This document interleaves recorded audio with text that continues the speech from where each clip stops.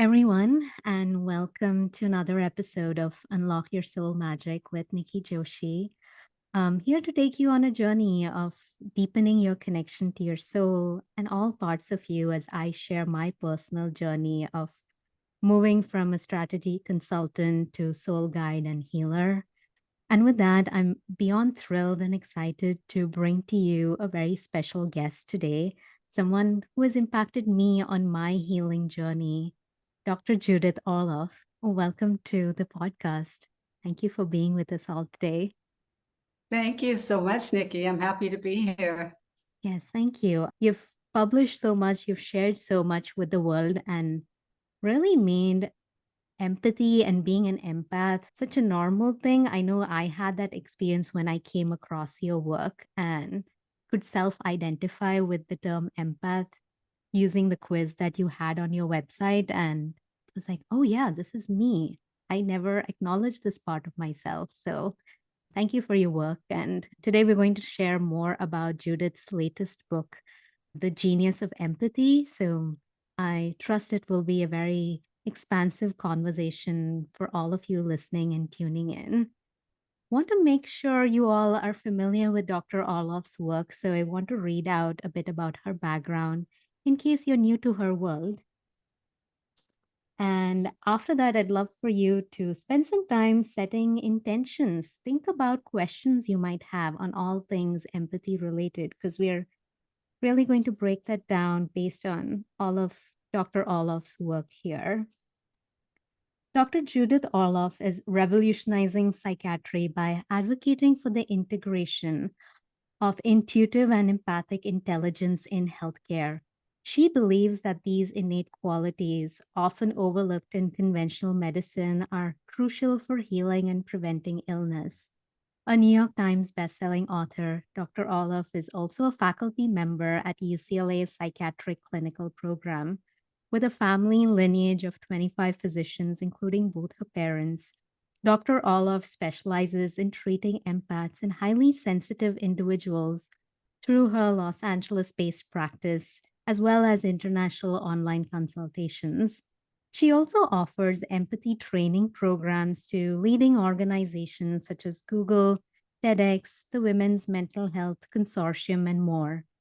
Dr. Orloff's influential work has been featured in major media outlets such as the New York Times, O Magazine, Forbes, Newsweek, USA Today, and Scientific American, as well as the Today Show, the Dr. Oz Show, CNN, and NPR. Often called the godmother of the empath movement, Dr. Orloff's latest book, which we will be talking about today, The Genius of Empathy, with a foreword by the Dalai Lama, provides actionable skills to harness empathy as a superpower in everyday life. Her previous works, including the Empath Survival Guide and Emotional Freedom, have become essential resources for sensitive individuals striving to navigate a high stimulus world without succumbing to compassion fatigue. All the amazing things that you've done. Thank you for sharing it all. And with that, I'd love to turn the floor over to you, Dr. Orloff, and maybe starting with hearing your perspective on empathy as a healing energy. You use this term often in your book, this phrase, and it's something that we can all embrace or learn to embrace to a greater degree. Can you share more about what you mean by empathy as a healing energy so that we can appreciate that more too? Yes, I wrote The Genius of Empathy on the premise that empathy is a healing energy.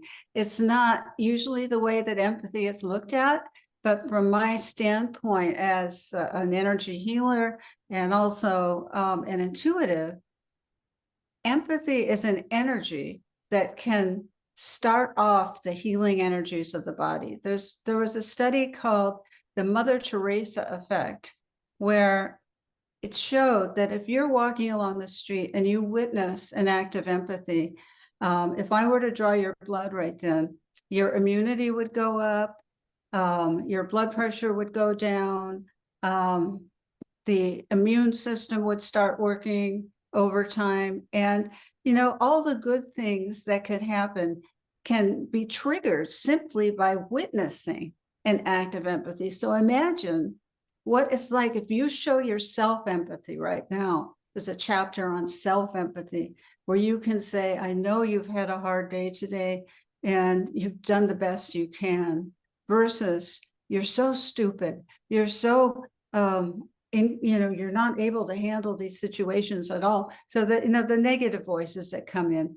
So that one of the healing aspects of empathy is learning to shift out of the negative voices that most people have, into a more heart-centered, loving, and healing place, and literally healing the body.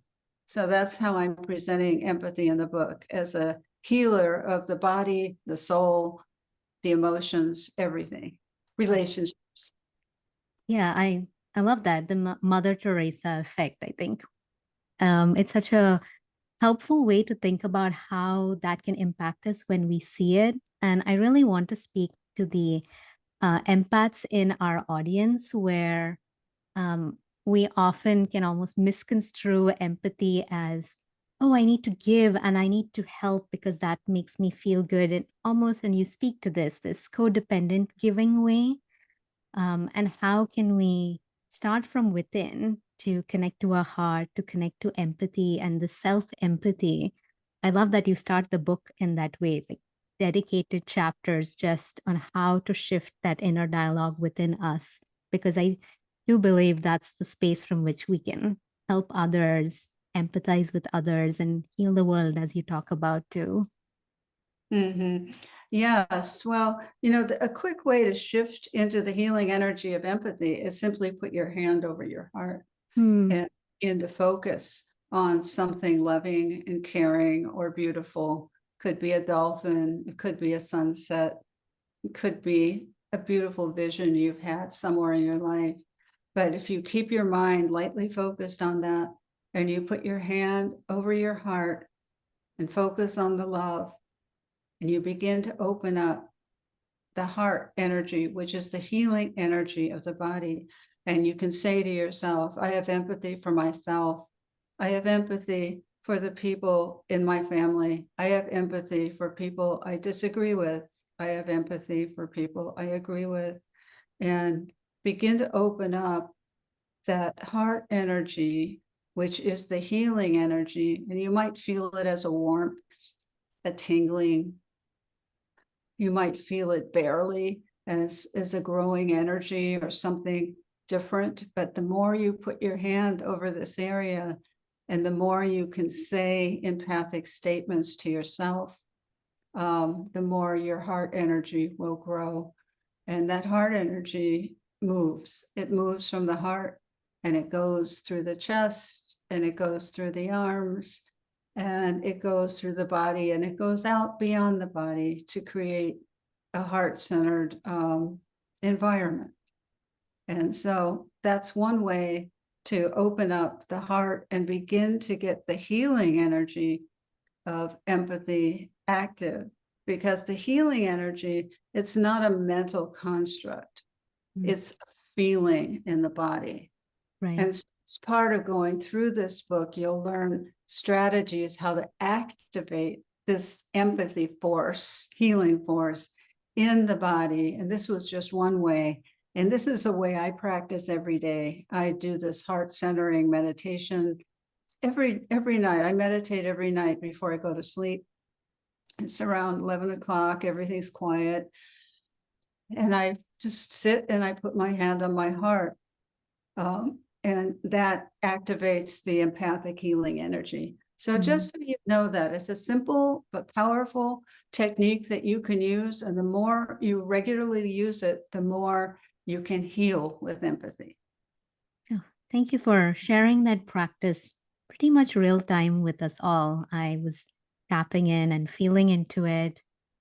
And I could really feel the energy build from my heart outwards. I think I started with a dolphin, and then I started to cradle a little kitten, and it felt really lovely within.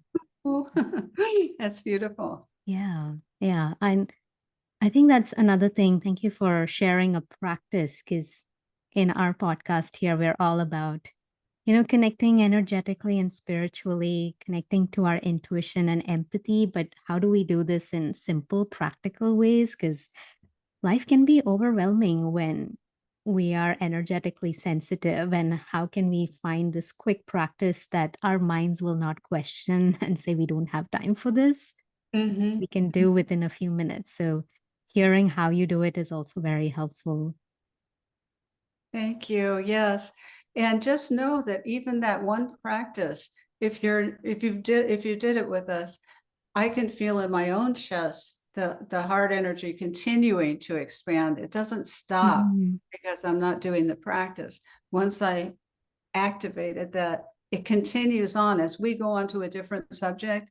That heart energy has its own intelligence and it goes to the body. And I like everyone, as part of learning about empathy, to train your body, to listen to how, these energies spread. Because so much of this is an energetic based phenomena.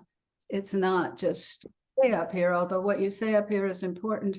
It's about actually shifting the energy with empathy so that you can be in a healthier place. You can relate to people, because empathy requires relationships and relating to people from that heart-centered space, even if you don't agree with them. So it's my concept of empathy. It goes further than the usual concept, which is putting yourself in somebody else's shoes, which is important to do.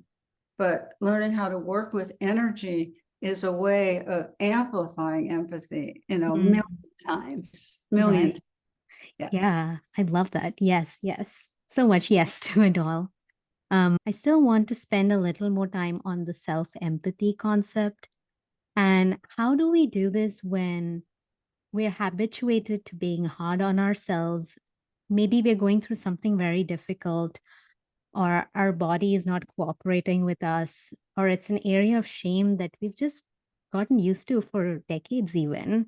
How do you start to open the door to feeling and receiving empathy? I know you shared one practice, but if there's more, because this is the thing I see so many people struggle with. Yes, well, you have to decide if you want to show yourself self-empathy, because as a therapist, I've spoken with my therapist friends over the years, and about how much easier it is to have empathy for our patients than ourselves, Mm, yes. or have empathy for other people. I could do it for them, but when it comes to yourself, it might be a bit harder, and that's to be expected. Mm, It's just how it works. right. The self is the hardest one to love. It's true. And but Yeah. that's okay, if you in your heart, and if you the way you talk to yourself, is everything. Is the way I'm talking to myself about this topic. It's in a very loving way, because I know this is an important topic for me in terms of how I treat myself. Very important how you treat yourselves. And it's very hard sometimes to shift out of this pressured negative mode, and I won't be a good person, or I won't succeed unless I do A, B, C, D. And you Right. put yourself on this ladder, climbing a ladder, and the ladder is fine, but it doesn't really go to where you're looking for. If you're looking for a heart-centered empathy, it's something else. The ladder's okay, but it's not. I had a dream years ago Mhm. where climbing up a ladder in the dream, and Oh, wow. somebody was next to me and says, that's not going to go anywhere. So I can tell you that I'm all for, trying to get ahead in your career, and, accomplishing things and all that. I'm a big doer and mover. I am.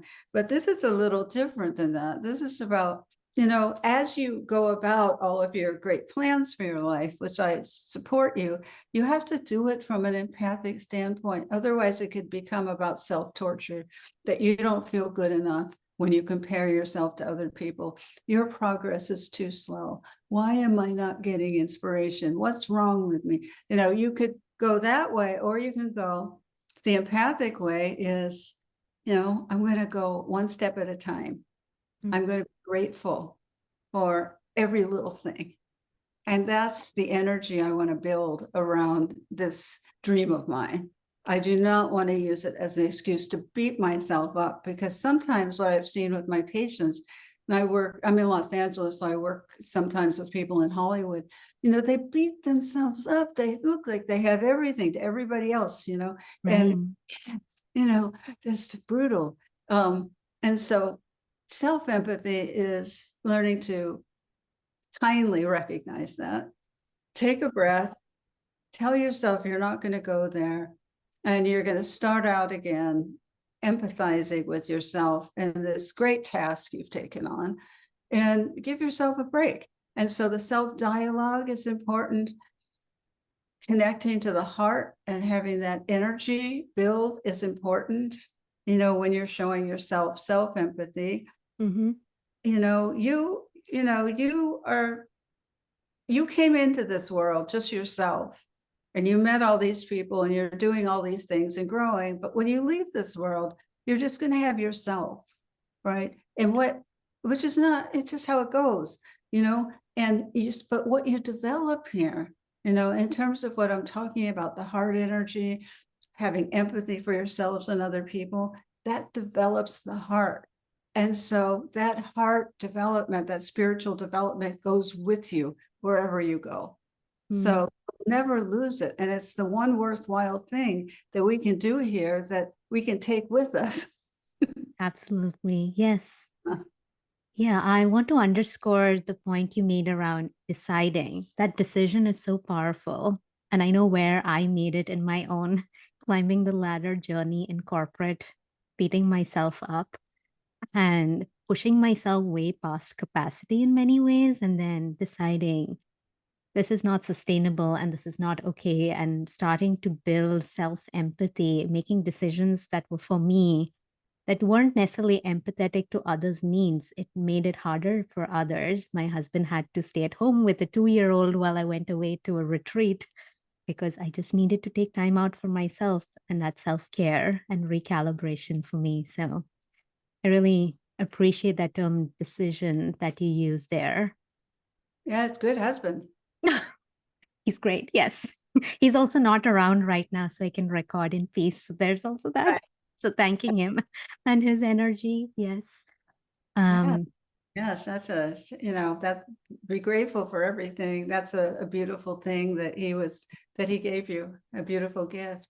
But for everybody who is climbing up the ladder, is beating themselves up, I have a spiritual teacher who's a Taoist, and he says that when you beat yourself up a little bit less each day, you're making spiritual progress. mm, So, don't have these gigantic expectations that once you want to practice self-empathy, if you haven't done it before, that you're going to be this, all-star who can do it perfectly.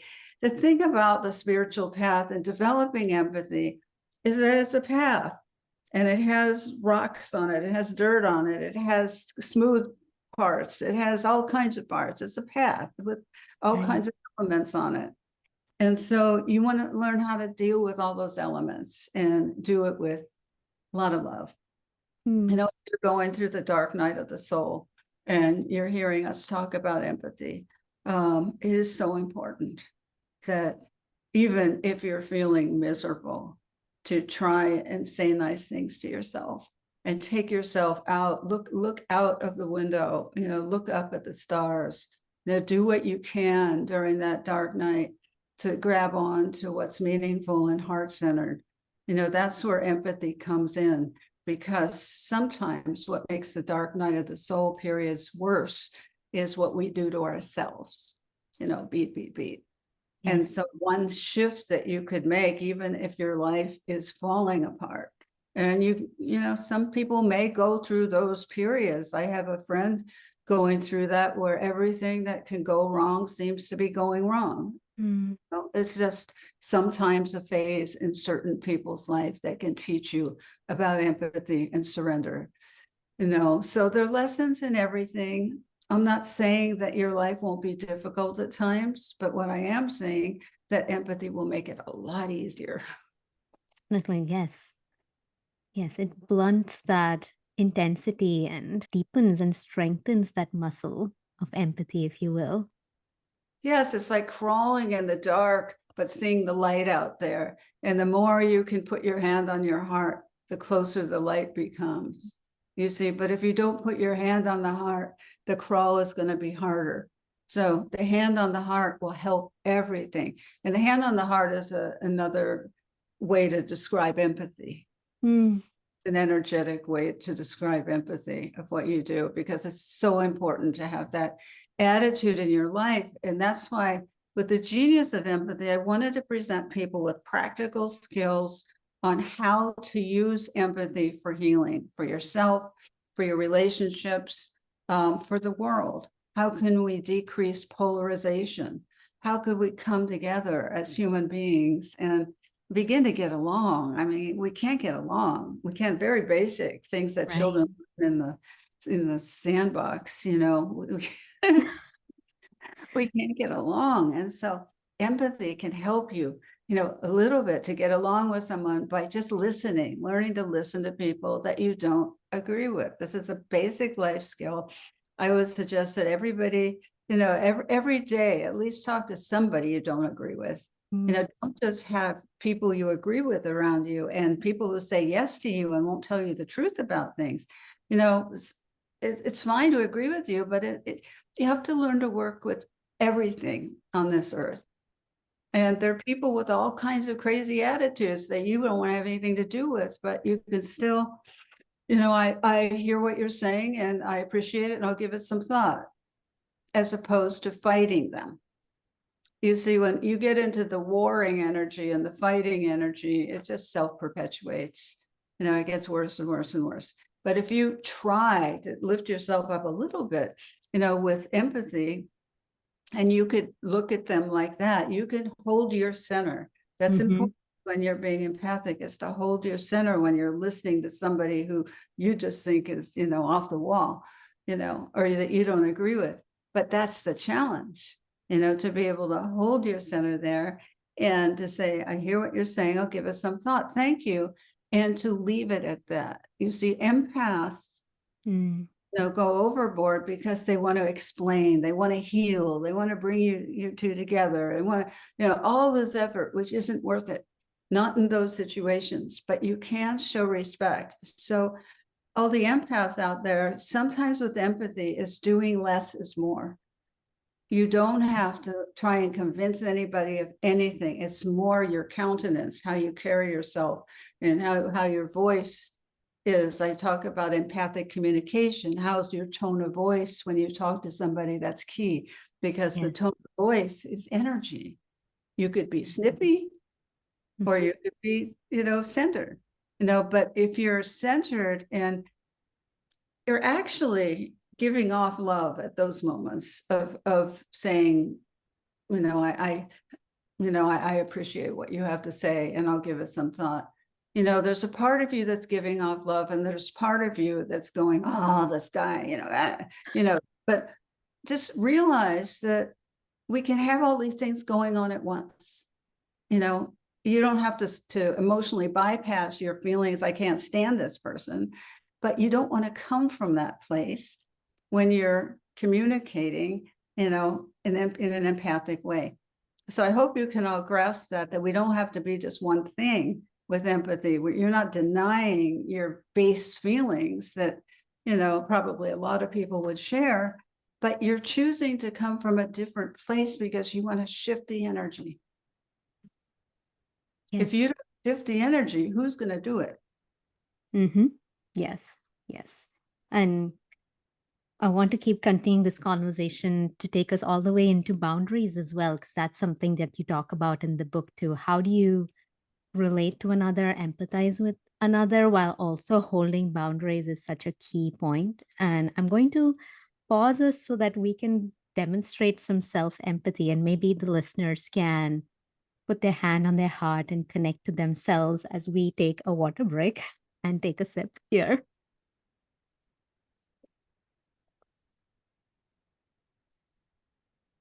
I noticed myself wanting to, and we have to keep going. And I said, you know what? Let's model recognizing our needs as we keep talking. So, Nice. um, That's me working on my people pleaser parts, which is back to the topic of boundaries. So, could you share more about how you really see people, especially those who are energetically sensitive, working with boundaries to really better relate to everyone around them? Yes, well, if you want to develop empathy, boundaries are a must. You can't get away with not doing it. So you have to decide whether you want to develop your empathy, and not everybody does, and that's okay. It's fine. But if you do, you have to learn how to set boundaries so that you're not overwhelmed by all the intense energies of the world, because they're really intense out there. And if you're sensitive and you go out in the world, you're going to be bombarded with all kinds of things, just because that's the nature of being so open and sensitive. But at the same time, one thing I stress in the book is that you do not want to absorb the energy of others. You want to observe, not absorb, is one of the principles that you have to practice.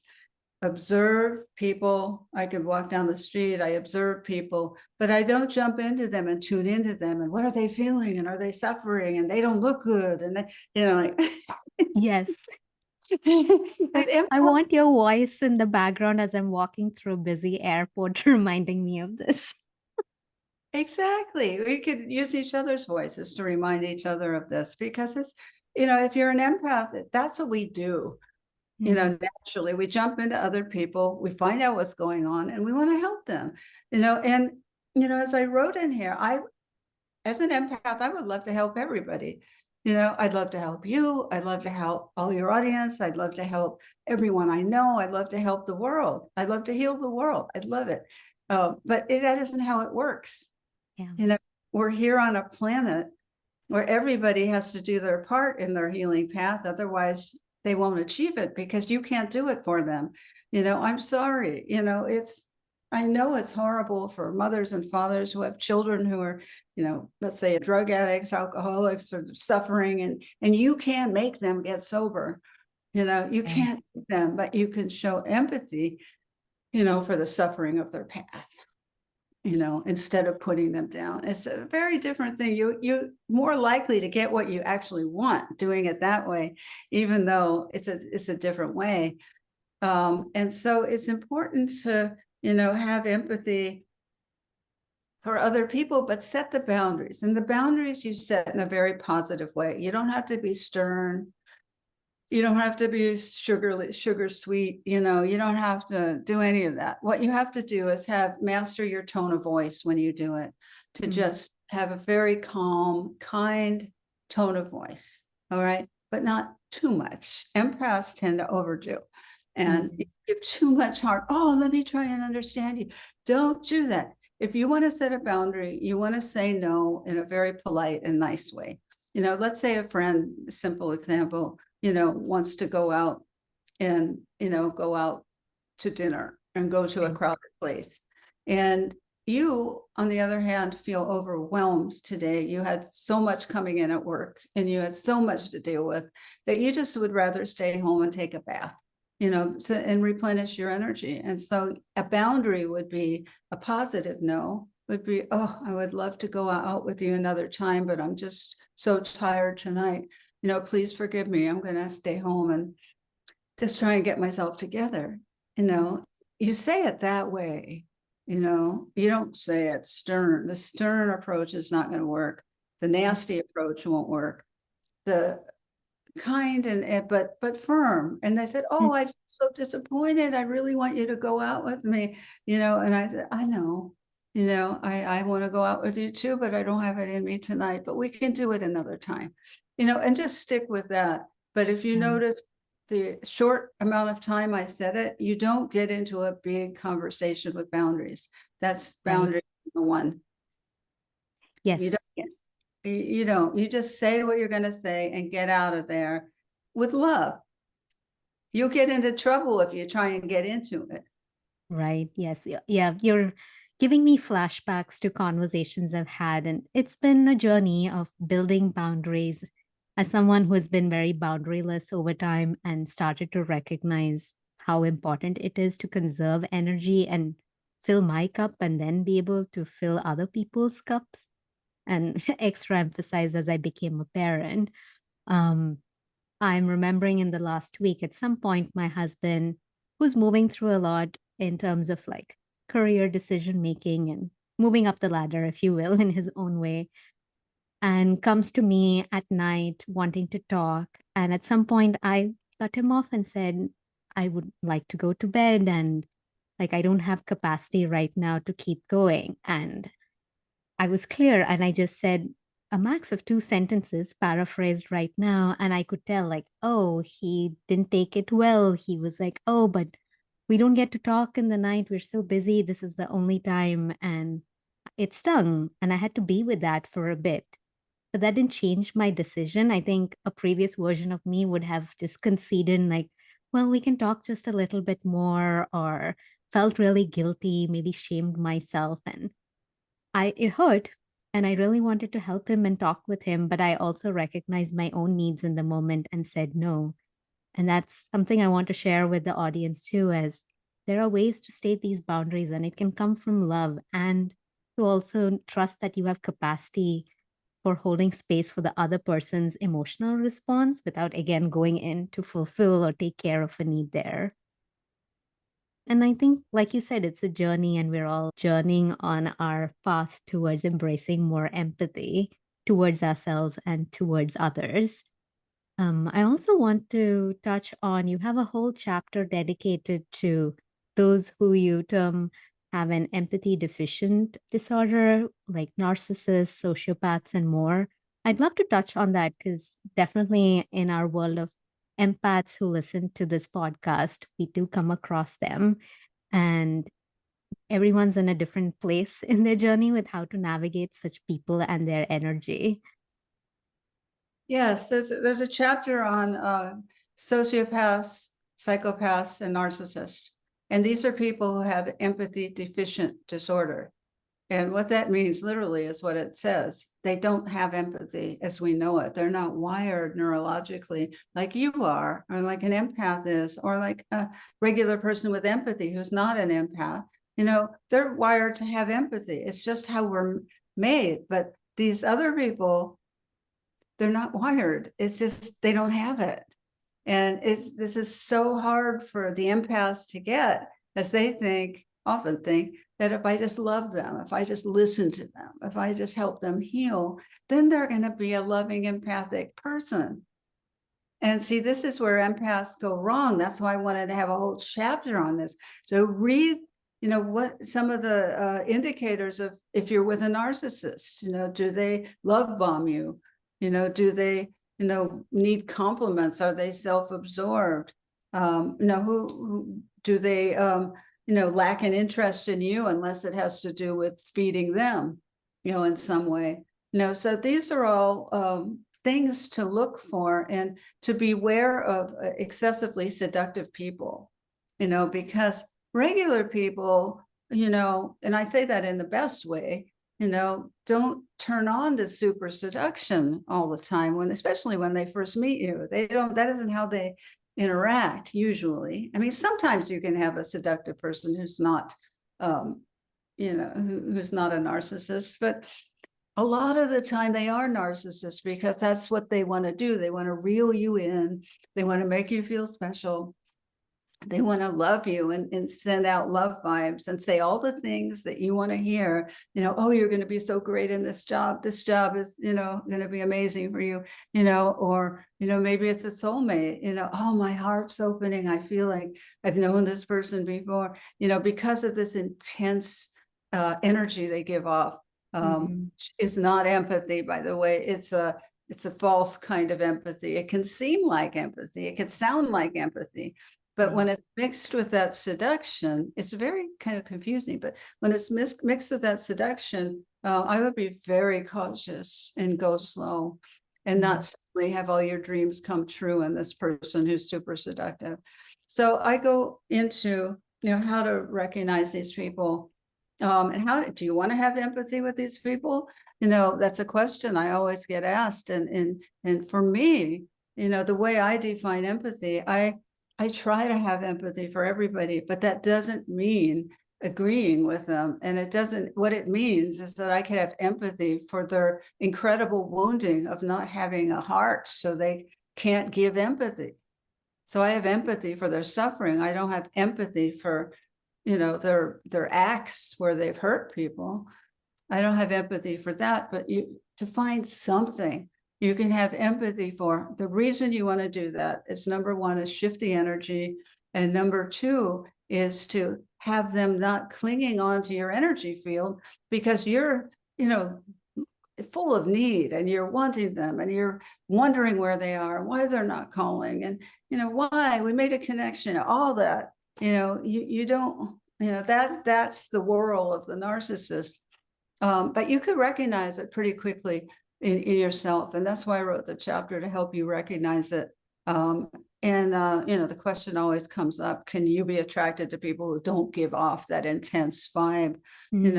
And if not, then, you could do some healing work on yourself to try and open up to being attracted to people with hearts rather than people without hearts. Yes, definitely. This is the part I love about the book, where you pull out exercises, you pull out ways to recognize the traits of these people. Like, there are all these call out boxes that I think really make all the material very practical and applicable in our day-to-day lives. So I saw that in that chapter, and many more. All the notes that you mentioned throughout here. I highly recommend people get the copy of the book so that they can digest it in more detail. I also wanted to add on to all that you described about narcissism and more, where I've had to also recognize, and I so appreciate you speaking to this in the book, the more overt form of narcissism as well as the covert form, because that took me much longer to recognize those traits in family members, and where it almost feels like they're coming in to help and serve in some way, but it's actually very self-serving. And to notice that, and notice how the energy dynamic was wonky, it wasn't really helping me and draining me, if anything, in many ways. And to then be much more stricter about boundaries. And you have so many more tips in the book about how to navigate their energy. So I don't think we can cover it all here, but I wanted to highlight that too, that there's more to learn, and definitely go to the book for all of that.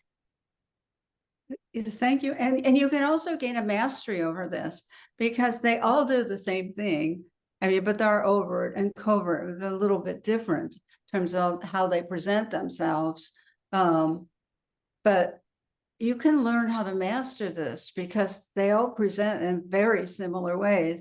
So if you've seen one, you've essentially seen them all. If you can notice what happens to your body's energy when you meet them, if suddenly all your dreams come true, I met my soulmate, and that kind of reaction to a boss or anybody else, Yes.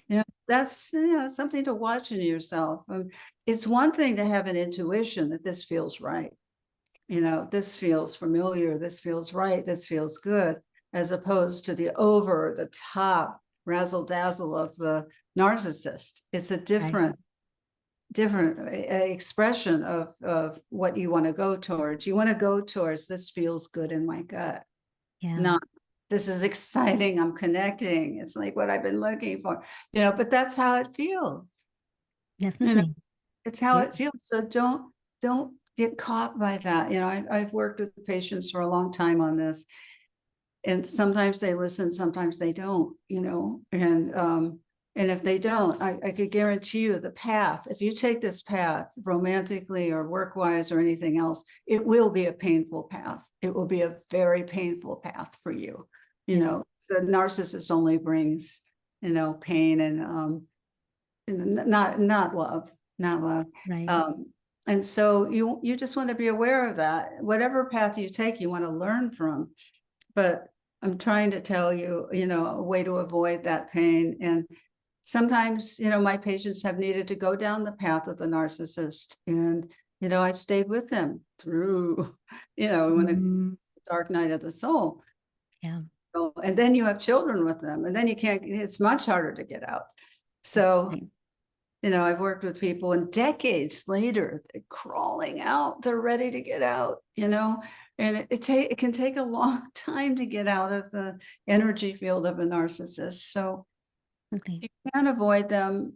Definitely lower your expectations around them because of the lack of heart. You have to consider who you're dealing with here. If they don't have a heart, it's and these are malignant narcissists. These are full-blown narcissists. I just want to clarify, these are not people with narcissistic traits. Sometimes people just have self-absorption, or me, and they have to learn how to communicate differently. And there's a little hope with that. There's a little hope because they could go into therapy and they could begin to change themselves, whereas the full-blown narcissist goes into therapy. And I don't do therapy with full-blown narcissists, and they say it's your fault. I'm here, I'm fine. It's her fault, it's his fault. You can't get beyond that. Right. Yes. I mean, recognizing all of this, I think, is like the toolbox that every empath needs. And I think that's what you lay out, which is so helpful. And I wanted to then get to, especially as we're coming to the close of our time here, as you close this book, you talk about leadership and empathic leadership. And I would love to hear, based on that whole section in the book, based on all your thinking and reflecting, what is your vision for our world for the future where we're much more empathic and educated on this superpower that we can all tap into? We amplify it, we own it, we don't run away from it. I'd love to hear you paint that picture. I'm sure you've contemplated it. Yes, I mean, I have a chapter on empathic leadership because I see that as the future of where we're heading, and we need to stay really pure and set our intentions for that. As you could be an empathic leader with a team, and what that means is that you ask your team their opinions. What's important to them, what do they want to contribute. You're not the authority figures who just simply tells them what to do. It's more of a group effort and a communion of hearts. And then you can get really powerful in your team and you can create all kinds of innovative things. But in the old pattern where you're just being told what to do by a boss, that's very limiting in terms of what you can create together. Plus it's not fun for the employees, at all. So they just can't wait to go home. And you don't want that. You want to have an environment where it feels good to be at work. It feels, and what does that is empathy. If you feel listened to, if you feel valued, Yes. that doesn't mean I always have to agree with you, but it means I listen and my eyes are looking at you. I'm not looking at my phone. I'm looking at you when you're speaking, and you're giving people that respect. And I see that as our future, hopefully in government and in certainly in healthcare, and wherever you have a group that comes together, the sacred circle of a team, a group, you want to have empathy and you want to have intuition, and you want to come together. You might not like everyone on your team, but you can show respect for them. Yes. That part, that whole section really spoke to me, especially putting my corporate leader hat and having been in places and times where we have to do hard things. We have to meet deadlines and timelines that are almost unrealistic. And I know the difference when I've worked within a team where everyone has empathy and understanding and we're working to help each other and we talk about it openly versus it Right. feels much more directed at us and there's no space or room to decide together, how do we make this work, why is this happening, and it just feels like we have to be in this box and operate, which we've done for far too long. And I love how you're making this a movement even within especially healthcare that deeply speaks to me as someone who's worked in the healthcare space for a long time, that we can see this.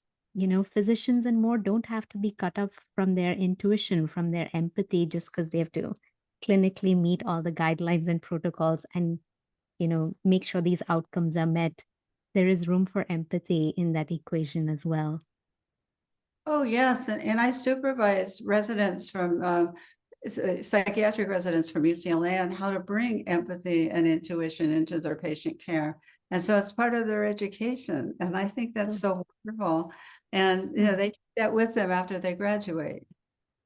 Well, you are like changing the world as we speak, Dr. Orloff. I'm so glad that you've been able to bring this book to the world. I'm recommending everyone who's listening, please get a copy so that you can learn more and educate yourself more and equip yourself as an empath. Like recognize these traits within yourself and recognize how can you bring that energy in a healthy way to others as well. I'd love to close our time with a very powerful way you close the book, which is a prayer for the world. I love the words and the energy of that. And I'm inviting our audience, viewers, listeners to feel into this prayer with us all, because I think we can amplify the intention of what you wrote in the book. Okay, this is the end of the book, The Genius of Empathy, a prayer for the world.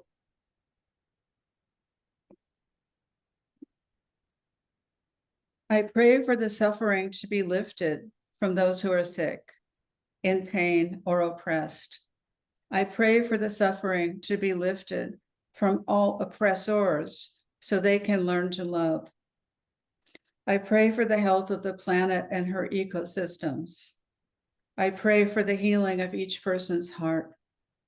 I pray for those who can't ask for help or who feel lost. I pray for the good of the world. I pray that all the underdogs will overcome obstacles and be successful. I pray that you and I are happy and healthy. I pray for empathy when I can't find it. I am grateful for empathy when it comes. May we all show mercy to each other and come together in love. I'm just inviting everyone to take a deep breath and receive those words. Feel into it all. And if it feels good to you, amplify the intention and energy of it for all of the world to receive.